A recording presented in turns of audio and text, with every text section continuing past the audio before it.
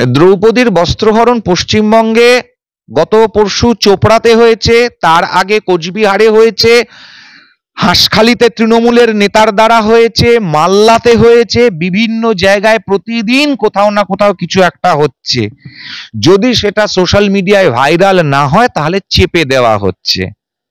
আর কুণাল ঘোষরা ন্যাকামি মিরে বক্তব্য রাখছেন পশ্চিমবঙ্গ পুলিশ এগুলো কিছু করে না। আর পশ্চিমবঙ্গ পুলিশ বলছে পলিটিক্যাল নাকি, একটা বেটা টুইট করছে এক্স হ্যান্ডেলে যেটা পলিটিক্যাল রং দেওয়া হচ্ছে, আমরা সঙ্গে সঙ্গে অ্যাকশন নিয়েছি। সোশ্যাল মিডিয়ায় ভাইরাল হয়েছে বলে বড় বড় নেতারা টুইট করেছে, পোস্ট করেছে বলে অ্যারেস্ট হয়েছে, না হলে জীবনেও হতো না। ও একটা রিপিটেড অফেন্ডার, ওই জেসিবি জরায়ু বাদ গেছে তার নিজের, সেটা একটা রোগ, সেটা তার জন্য কি তার প্রধানমন্ত্রী দায়ী না বিজেপি দায়ী? আশ্চর্য বোকা বোকা কথা। কত মানুষের কত রকমের রোগ হয় সংসারে, এটাও রাজনীতির রোগ হবে, দায়ী হবে? বোকার মতন একটা কথা বলে দিলি হলো। মমতা বন্দ্যোপাধ্যায়ের দলের লোক মমতা বন্দ্যোপাধ্যায়ের মতন উল্টো পাল্টা কথা বলছে। বাপের সাহস মমতা বন্দ্যোপাধ্যায়ের নেই যে বিধায়ক এত বড় কথা বলেছে, যে বিধায়ক চোপড়ার বিধায়ক বলেছে মুসলিম রাষ্ট্রে এগুলো হয়, একটু এগুলো আমাদের সবাই শরীয়তি আইন। এটা ভারতবর্ষ মুসলিম রাষ্ট্র না পশ্চিমবঙ্গ মুসলিম রাষ্ট্র? ফিরাদ বাবি হাকিম ওকে স্যাক করতে বলুক বিধানসভায়। চোপড়ার ওই হামিদুল রহমান, হামিদুলকে রেজিগনেশন দিতে বলুক, তাকে স্যাক করুক বিধানসভার ধৃতরাষ্ট্র স্পিকার। হুমায়ুন কবির যে বলেছে হিন্দুদেরকে কেটে ভাগীরথীর জলে ভাসিয়ে দেবে, তাকে স্যাক করুক মমতা ব্যানার্জি। কত ক্ষমতা আছে দেখি। মমতা বন্দ্যোপাধ্যায়ের নামে মানহানির মামলা হবে এবার, মানহানির মামলা হবে। মমতা বন্দ্যোপাধ্যায় যে ধরনের স্টেটমেন্ট গুলো দিয়ে যাচ্ছেন, একটা নির্লজ্জ বেহায়া মুখ্যমন্ত্রী। বেশি কথা বললে মমতা ব্যানার্জি কোন ব্যাকগ্রাউন্ড থেকে উঠে এসেছে, কালীঘাটের কোন পাড়ার থেকে, আগে সেটা বলুক। দীপক ঘোষকে আগে অ্যারেস্ট করার ক্ষমতা দেখাক। দীপক ঘোষের বইতে যেগুলো লেখা আছে সেগুলো সত্যি কথা, এগুলো মমতা ব্যানার্জির আচরণে প্রমাণিত হচ্ছে। যার যেখানে যেখানে যা যা হয়েছে প্রত্যেকটা জায়গায় হাতরাস বলুন, উন্নাও বলুন, যেখানে বলুন স্টেট অ্যাকশন নিয়েছে। স্টেট অ্যাকশন নিয়ে কালপ্রিটকে ধরেছে, তাদের শাস্তি হচ্ছে, তাদের বিচার হচ্ছে। পশ্চিমবঙ্গে মমতা বন্দ্যোপাধ্যায়ের মতন যোগী আদিত্যনাথ বলেনি ছোট ঘটনা, সাজানো ঘটনা, মেয়েটা প্রেগনেন্ট ছিল, মেয়েটার চরিত্র খারাপ, এগুলো বলেনি। টাকা দিয়ে করা হয়েছে, এগুলো মমতা বন্দ্যোপাধ্যায়ের মতো এই ধরনের স্টেটমেন্ট দেয়নি। ভবিষ্যৎবাণী করেনি কেষ্টর মতন যে টিভি বাস্ট করে ঘটনা জ্যান্ত 12টা মানুষ পুড়ে গেছে। পার্কিং এর থেকে টাকা, অবৈধ টাকা তোলে ওর দলের কাউন্সিলররা, ওর দলের লোকেরা, ওর দলে যে এমপিরা আছে তারা দেশের পাসওয়ার্ড বিক্রি করে টাকা রোজগার করে। আর এক সাংসদ 2খানা বাড়ি 1খানা বাড়ি করা, সেই অভিযোগে অভিযুক্ত, পার্লামেন্টে গিয়ে ঘুমাচ্ছে। একই সাথে ঋতুপর্ণা সেনগুপ্ত তিনি 70 লক্ষ টাকা ফেরাতে চাইলেন। আমি বলছি টাকা ফিরিয়ে দিলে অপরাধী শেষ, কারণ দেখা যাচ্ছে এর আগে বনি সেনগুপ্ত ফিরিয়ে দিয়েছেন। এরকম ভাবে ফিরাতে হলে তো সবাই ফিরিয়ে দিবেন, সে আর জেল যাবেন না। কিসের টাকা ফেরত দিতে চাইছেন? রেশন দুর্নীতির টাকা। তো নিয়েছিলেন কেন? নিয়েছিলেনটা কেন? কি ভেবে নিয়েছিলেন? ধরা পড়বেন না, কেউ জানতে পারবে না? নিয়েছিলেন কেন আগে তাকে জবাব দিক। পাবলিকলি রাস্তায় ওদেরকে দাঁড় করানো উচিত এবং বাঙালির ওদেরকে বয়কট করা উচিত। এই ধরনের চোর সেলিব্রিটি যারা আছে তাদেরকে বয়কট করা উচিত, প্লেন অ্যান্ড সিম্পল, যাতে তারা সমাজে মুখ না দেখাতে পারে। তাদের সমাজের একটা সিনেমা, একটা সিরিয়াল, সবকিছু বয়কট করা উচিত। এটা যেদিন বাঙালি করতে পারবে। নিয়েছিল কেন? আজকে তো চাপে পড়ে ফেরাতে হচ্ছে, নিজের ইচ্ছায় তো ফেরাচ্ছে না, তো চাপে পড়ে ফেরাচ্ছে। দুর্নীতির টাকা, চুরির টাকা, মানুষের কষ্টের টাকা, চোখের জলের টাকা, চোখের জলে জমি বিক্রি, গয়না বিক্রি করে চাকরি পাবার তার জন্য দেওয়া টাকা, মানুষের মুখের খাবার, সেই খাবার কেড়ে নিয়ে সেটাকে কালোবাজারি করে তার টাকা, শিশুদের মিড ডে মিলে সেই টাকা, সেই খাবার তার কালোবাজারি করা তার টাকা। পশ্চিমবঙ্গের সম্পদ, কয়লা, বালি, আজকে নদীগুলো বুঝে যাচ্ছে, প্রাকৃতিক সম্পদকে এক্সপ্লয়েট করে, প্রকৃতির ক্ষতি করে তার টাকা। লজ্জা করছে না বলতে ফেরত দিয়ে দেবো?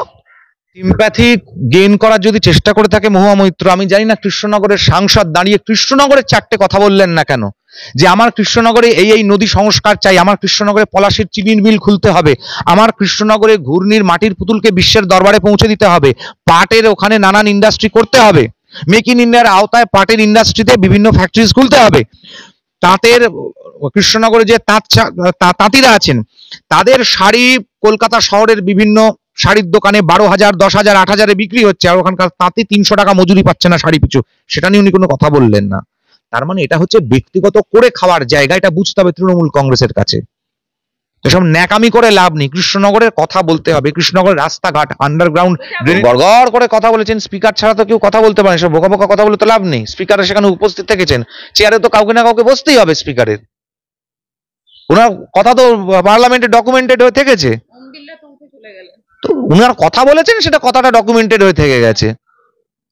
প্রয়োজনীয় তো বলার মতন কথা বললে পারে, সব ন্যাকামি কথাবার্তা, দ্রৌপদী, বস্ত্রহরণ, কৃষ্ণ, এসব শোনার জন্য তো প্রধানমন্ত্রী আর স্পিকার নয়। উনি যদি কৃষ্ণনগরের দাবি দাওয়া নিয়ে কথা বলতেন, সবাই সেখানে বসে থাকতো। তাতে কেন পুলিশের হাতে ক্ষমতা থাকবে না? তো কার হাতে ক্ষমতা থাকবে? পুলিশের হাতে তো ক্ষমতা থাকে। আইন শৃঙ্খলা তো পুলিশকে দেখতে হবে, আইন শৃঙ্খলা তো গৃহমন্ত্রী আর স্বরাষ্ট্রমন্ত্রী দেখবে না, আইন তো মমতা বন্দ্যোপাধ্যায় দেখবে না, গৃহমন্ত্রী মমতা বন্দ্যোপাধ্যায়, আইন তো ফিরাদ বাবি হাকিম দেখবে না। যে রাজ্যে মমতা বন্দ্যোপাধ্যায় বক্তৃতা দাঁড়িয়ে বলতে পারে আনারুল কেন পুলিশ পাঠায়নি, মমতা বন্দ্যোপাধ্যায়রা চায় আনারুলরা পুলিশ কন্ট্রোল করুক, আর আমরা চাই আইন আদালত এগুলি পুলিশের হাতে থাকুক। আদালত আদালত কন্ট্রোল করবে, আদালত আইনের পথে হাঁটবে, নিরপেক্ষভাবে একজন জজ তার ভার্ডিক্ট ডেলিভার করতে পারবে, পুলিশ নিরপেক্ষভাবে তার কাজ করতে পারবে।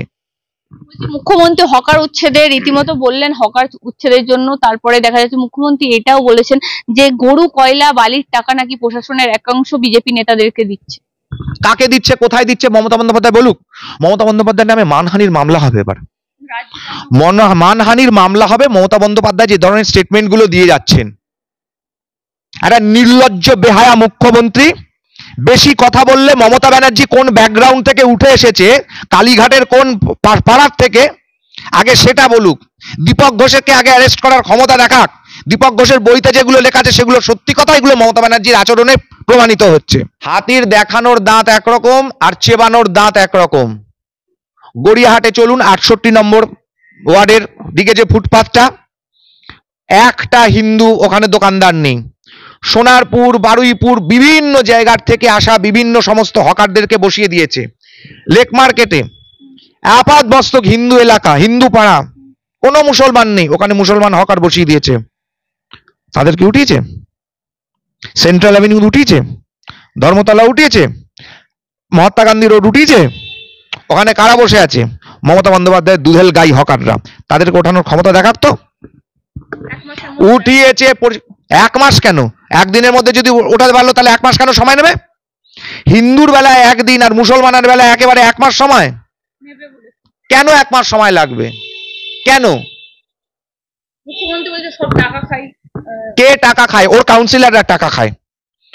কলেজ স্ট্রিটে যে মাঠটা, কলেজ স্কোয়ার, তার পেছনে যে প্যারামাউন্ট লস্যির দোকান, যেখানে সবাই লস্যি খেতে যায়, পুঁটিরামের গলি, ওইখানে যে গাড়ি পার্ক করা হয়, একটা গাড়িতে আপনি জানতো গিয়ে ওখানে গাড়ি পার্ক করে স্লিপ নিন তো, 40 টাকা করে, আধ ঘন্টা দাঁড়ালে 40 টাকা পার্কিং নেয়। আমার কাছ থেকে নিচে, আমি দাঁড়িয়েছিলাম, কোনো স্লিপ দেয়নি। ওখানকার চেয়ারম্যানকে, ওই ওয়ার্ডের কাউন্সিলরকে, পার্কিং এর থেকে টাকা, অবৈধ টাকা তোলে ওর দলের কাউন্সিলররা, ওর দলের লোকেরা, ওর দলে যে এমপিরা আছে তারা দেশের পাসওয়ার্ড বিক্রি করে টাকা রোজগার করে। আর এক সাংসদ 2খানা বাড়ি, 1খানা বাড়ি করা, সেই অভিযোগে অভিযুক্ত, পার্লামেন্টে গিয়ে ঘুমাচ্ছে। যত বড় বড় কথা, মুখের কথা মুখেই থাকবে, কাজের কাজ কিছু করতে পারবে না। আগে যাদবপুরের সাংসদ, যাদবপুরের সুলেখা খুলে দেখাক, সুলেখার কারখানাটা খুলে দেখাক, উষার কারখানা খুলে দেখাক, বেঙ্গল ল্যাম্প খুলে দেখাক। সেম সেম তো, যে যেখানে যাকে খুশি হচ্ছে বাহবাদী তালি বাজাক। উনি উনার সাংসদীয় ক্ষেত্রে কি কাজ করেছেন সেটা দেখবে লোকে। ওখানে তালি বাজানোর জন্য পাঠানো হয়নি। ওনার যদি তালি বাজানোর দরকার থাকে তাহলে কলকাতায় চলে আসুক, যে যে বাড়িতে বাচ্চা হয়েছে সে বাড়িতে গিয়ে তালি বাজিয়ে দেবে, 4টে টাকাও পেয়ে যাবে, তার জন্য পাঠানো হয়নি ওকে। বেঙ্গল ল্যাম্প খুলতে পারে কিনা, সুলেখা খুলতে পারে কিনা, উষার ফ্যাক্টরি টালিগঞ্জে খুলতে পারে কিনা, এগুলো আমরা দেখতে চাই।